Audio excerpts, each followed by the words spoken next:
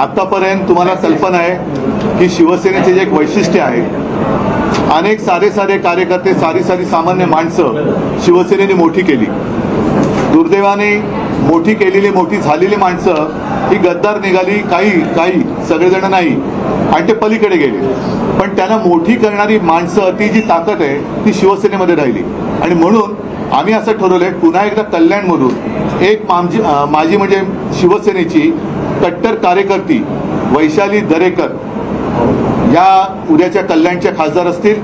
सर्वसामान्य कुटुंबातल्या दरेकर ताई आहेत आणि त्यासुद्धा या आता जे मोठी झालेली, मोठी केलेली लोक आहेत त्यांना टक्कर देऊन तिथला तमाम जो शिवसैनिक आणि शिवसेनाप्रेमी मतदार आहे तो त्या मस्तवाल गद्दारांना गाडल्याशिवाय राहणार नाही. म्हणून कल्याण डोंबिवलीमधून मी वैशाली दरेकर राणे, त्याच्यानंतर हातकणंगलेमध्ये आमचं सत्यजित पाटील यांचं नाव मी जाहीर करत आहे.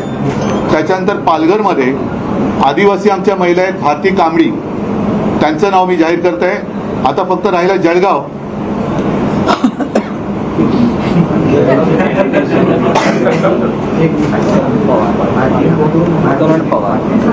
जळगावचं काय करत,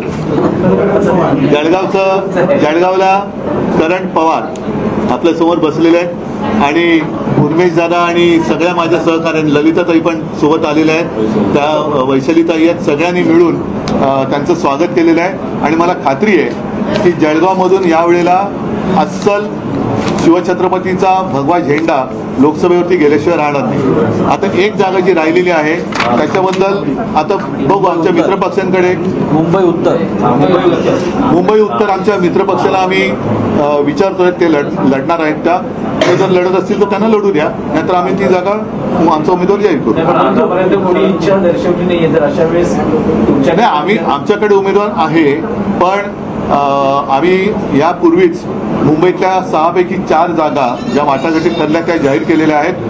2 जागा मित्रपक्षाला आम्ही सांगतो की तुम्ही लढा, त्यांनी त्या जागा लढाव्यात अशी आमची इच्छा आहे. कारण यावेळेला संपूर्ण हुकुमशाहीच्या विरोधात लाट आहे आणि ही लाट कोणत्याही जागा जिंकून देण्या एवढी सक्षम आहे. त्याच्यामुळे आम्ही आज सुद्धा आमच्या मित्रपक्षांना सांगतो की एक, मला आता दिशा नाही माहीत, पण बोरिवलीची एक सीट आणि बांद्राची एक सीट, या 2 जागा आम्ही मित्रपक्षांना सांगतो की तुम्ही लढवत असाल तर जरूर लढा.